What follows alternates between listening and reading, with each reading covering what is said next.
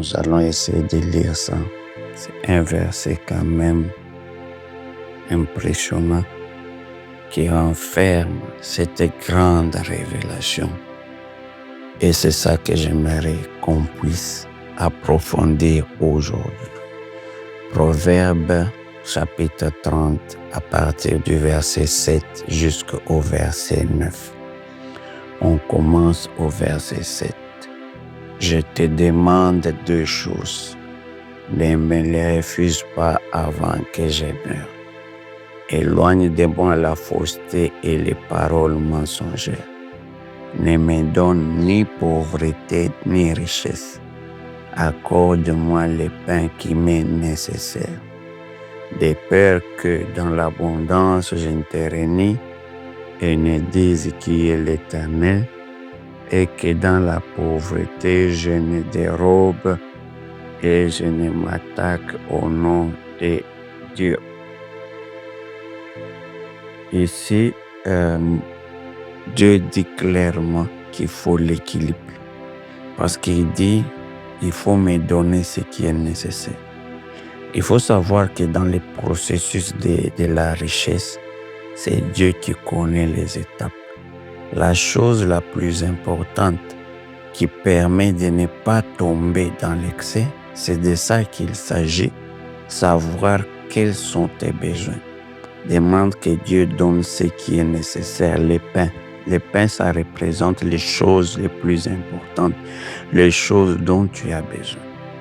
Mais tout ce qui vient des désirs, des envies de mesurer, il demande de ne pas avoir ça.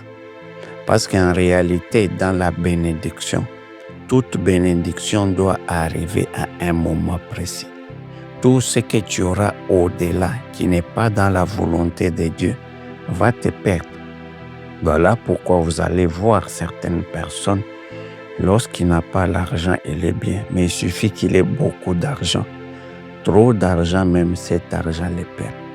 Parce qu'en réalité, ce qu'on ne comprend pas, des fois certaines personnes se plaignent et disent Dieu ne donne pas l'argent. Dieu ne donne pas l'argent facilement. En réalité, avant de te donner l'argent, Dieu va te changer d'abord. Dieu va te transformer de manière à ce que cet argent ne te perde pas. Si tu vois quelqu'un qui est béni, qui a l'argent, mais cet argent ne change pas son caractère, il reste aussi humble qu'il était avant, c'est quelqu'un qui a été préparé, c'est quelqu'un qui a été façonné. C'est l'une des raisons pour lesquelles tous ces gens qui ont de l'argent brutalement, sans préparation, ils finissent par les perdre. Tous ceux qui gagnent l'argent à la loterie, ils peuvent avoir des millions. 3 ans après, la personne se retrouve avec rien du tout. Parce que cet argent qui est venu de façon brutale, de façon inattendue, la personne n'était pas préparée à gérer l'abondance. Donc il faudrait, voilà pourquoi nous donnons ces enseignements, c'est pour te préparer à recevoir cette richesse, à recevoir cette bénédiction, de sorte que les jours que ça arrive, ça ne te perde pas. Tu vas voir, tu as l'argent, tu deviens orgueilleux. Combien sont des hommes en Afrique, on remarque, il suffit qu'il ait un peu plus d'argent, il va l'épouser une deuxième fois, systématiquement. On a vu Salomon, il a eu l'argent, cet argent-là a poussé à épouser beaucoup de femmes. Donc, quelque part, il y a eu un manque de préparation. Voilà pourquoi aujourd'hui, il faudrait que tu comprennes que Dieu veut que tu aies l'équilibre. Parce qu'il y a les deux extrémités qui sont dans un verset. D'un côté, la pauvreté et de l'autre côté, la richesse excessive. Et on dit qu'il faut rester au milieu. Rester au milieu à chaque instant. Parce que si il a dit il a trop d'argent, il va ne pas reconnaître Dieu, il va les renier. Souvent, on les remarque. Quand quelqu'un n'a pas l'argent, il est très fidèle à l'église, il est là. Mais il suffit que Dieu les bénisse, il est très occupé, il n'a plus le temps pour Dieu. Il suffit qu'il ait beaucoup d'argent, il pense que Dieu ne compte pas. Parce qu'en réalité, il va dire, mais qu'est-ce que Dieu va me donner? J'ai déjà tout. C'est un peu ça la tendance. Voilà pourquoi Dieu se sert de cet équilibre pour ne pas te perdre. Mais on a mal interprété ces penchants. On a cru qu'il ne fallait pas avoir du tout l'argent. Non, La Bible ne dit pas qu'il ne faut pas avoir l'argent. La Bible parle des mauvais riches. Jésus-Christ avait dit qu'il sera difficile aux riches d'entrer dans le royaume des cieux. Aussi difficile à un chameau d'entrer par les trous d'une aiguille. Mais c'était une déclaration grave. Et les disciples ont réagi. Ils ont dit, mais alors qui va être sauvé? Et Jésus a dit, il a donné l'explication. Les riches dont il parlait, ce sont les gens qui se confient dans leur richesse. Des gens qui ont fait que la richesse devienne de l'idolâtrie. Il y a des gens qui aiment tellement l'argent au-dessus même de toutes les valeurs. C'est de ça que Jésus parle. Il y a des gens pour l'argent, ils sont prêts à tout faire. Pour avoir l'argent, ils sont prêts à mentir, à voler, à tout faire. Il y a des gens qui ne pensent que de l'argent. Et voilà pourquoi vous voyez des gens qui vont faire des pactes sataniques, c'est juste pour avoir l'argent. C'est de ça que Jésus a parlé. J'avais enseigné l'autre fois, l'argent doit rester un instrument. La Bible dit que l'argent est un mauvais maître, mais un bon serviteur. C'est aussi ce même équilibre qu'on est en train de vous parler. Le vrai problème, c'est ta relation avec l'argent. N'aimez pas l'argent au-dessus de toi, que cet argent commence à te manipuler, que cet argent commence à changer ton caractère, ton comportement, te pousser dans l'orgueil. Là, tu l'aimais comme maître. L'argent, c'est quelque chose qui a cette capacité de te dominer, de t'influencer. L'argent, si tu ne fais pas attention, va te mettre dans un état, tu commences à l'idolâtrer. Il y a des gens qui ont de l'argent dans leur chambre. Chaque jour, il faut qu'ils regardent, qu'ils s'assurent le nombre d'argent qu'il a, qui tombe dans l'avarice. Il y a des gens qui ont l'argent, mais ne l'utilisent pas. La famille souffre, mais lui, il a le compte bancaire, juste pour avoir la satisfaction d'avoir un grand compte. Mais là, tu es déjà tombé dans la servitude. Tu as mis cet argent comme idole. L'idée, c'est de faire de l'argent un instrument. C'est exactement comme un stylo que tu prends pour écrire une lettre, c'est ça. L'argent, c'est un outil qui te permet de résoudre des problèmes. Si tu arrives d'avoir cette dimension-là, la richesse n'est pas mauvaise. Mais si toi, tu te mets en dessous de l'argent, on dit que c'est un mauvais maître. Il va te pousser dans l'orgueil, il va te pousser dans les vices. On a vu, il y a des gens qui ont eu l'argent et cet argent les a poussés dans des vices terribles. Alléluia. Parce qu'en réalité, l'argent, c'est un amplificateur. L'argent, c'est un pouvoir. Si tu as un mauvais caractère, l'argent va amplifier ton mauvais caractère. Si tu vois quelqu'un qui devient orgueilleux parce qu'il a l'argent, il a toujours été orgueilleux et l'argent est venu amplifier. Et si tu vois quelqu'un qui reste humble malgré l'argent, donc c'est ça sa nature. L'argent amplifie ton caractère. Et des fois, tu vas voir certaines personnes, depuis qu'il a l'argent, il devient orgueilleux. Même sa façon de parler, il ne respecte plus personne. Dans nos pays, on voit certaines personnes, lorsqu'il a l'argent, il croit qu'il est même au-dessus de la loi. Il va même te faire arrêter inutilement parce qu'il a l'argent. Et là, ça ne fonctionne pas. L'argent devrait servir à bénir, à faire du bien autour de toi. Mais la plupart des gens se servent de l'argent qu'ils ont pour dominer les autres, pour faire le mal, pour s'enorgueillir. Et comme j'avais enseigné l'autre fois, ils ne comprennent même pas les buts de cet argent. Cet argent t'a été donné pour que tu deviennes canal de bénédiction. Voilà pourquoi tu as l'impression que tu en as trop, parce qu'en réalité, ce n'est pas ton argent. Il y a une part de toi, mais il y a aussi la part de beaucoup de personnes que Dieu voudrait bénir à travers toi. Mais toi, tu ne comprends pas, tu confisques tout. Voilà pourquoi cet argent va te pousser dans les vices. C'est comme la parabole de cet homme riche qui s'est retrouvé en enfer.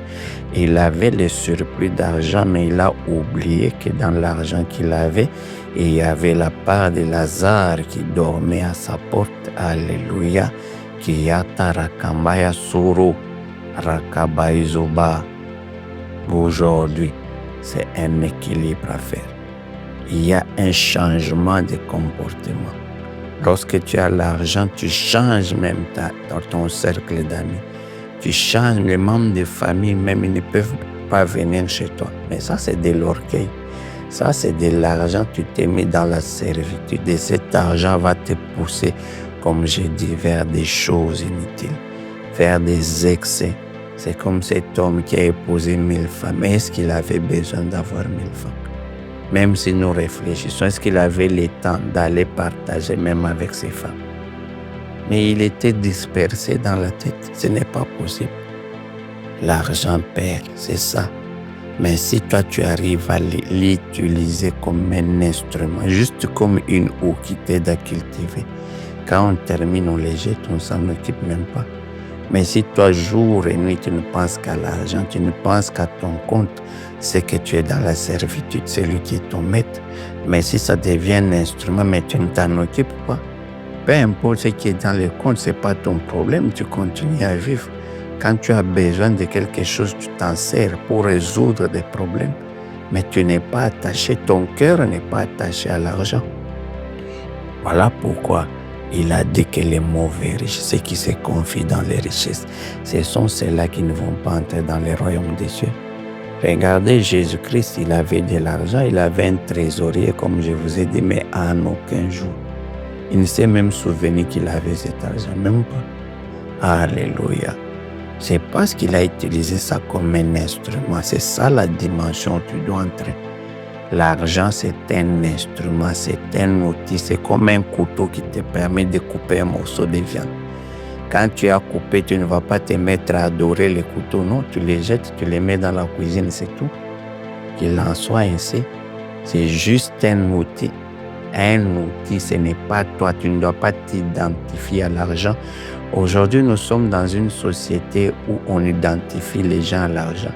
On pense que quand quelqu'un a de l'argent, il a un grand compte, il est heureux. Et tu vois des fois des gens avec un mauvais caractère, mais les gens courent autour parce qu'ils ont l'argent. Ce n'est pas ça. La valeur de quelqu'un ne dépend pas de l'argent. Tu peux ne pas avoir l'argent, mais tu es une âme pure, tu es un homme de grande valeur, un homme qui est digne. Et c'est là qui compte. Tu vas voir des délinquants qui ont de l'argent, qui sont adorés. Et les gens tournent autour. Kaisura Kamba Ikada Kaisa Tarapa Oyashikarapanta Kabarasa. Et tu penses que tu peux tout, tu peux dominer tout le monde. Il y a des gens à cause de l'argent, ils font des dégâts, ils prennent les femmes des gens. Ils détournent les femmes des gens. Alléluia. Tôt ou tard, vous allez payer. Parce que la Bible dit l'enfer vous attend. Comme cet homme riche, il n'a pas bien géré son argent. Il s'en est servi, non pas pour faire du bien, il s'en est servi à des fins égoïstes. Et aujourd'hui, il y a des gens qui se laissent aller à leur penchant, leur vice, parce qu'ils ont de l'argent. Et on érige cela en mode de société. Kai Sorapa Kantai Kabaisa. Donc ça, j'aimerais d'abord que tu comprennes avant qu'on entre dans l'équilibre qu'il faut avoir entre la pauvreté et la richesse. Donc le plan de Dieu, c'était de te donner ce qui te convient à un moment précis. La vie, elle est progressive. Si tu n'as pas des choses aujourd'hui, demain tu les auras. Dieu ne donne pas directement des choses parce qu'il te connaît. Il connaît ta capacité. Il connaît ton penchant, il connaît ton attachement à l'éternel, il connaît. Et il sait que s'il te donne à un tel niveau, tu vas te perdre. Voilà pourquoi il gère. Alléluia. Dans ces versets, on a dit, si tu me donnes trop, je risque de te renier, dire qui est Dieu. Je n'ai pas besoin de Dieu. Voilà pourquoi Dieu va faire en sorte. L'apôtre Paul a dit, je suis habitué à vivre dans tous les états, même dans l'abondance, même dans la pauvreté. Dieu va faire en sorte, même quand tu as de l'argent, que des fois tu traverses des moments difficiles. Tu peux avoir un compte, il y a une circonstance, tu n'as plus accès à ton compte. Tu as un problème où on te prend beaucoup d'argent pour que tu restes attaché à l'éternel, pour que tu cherches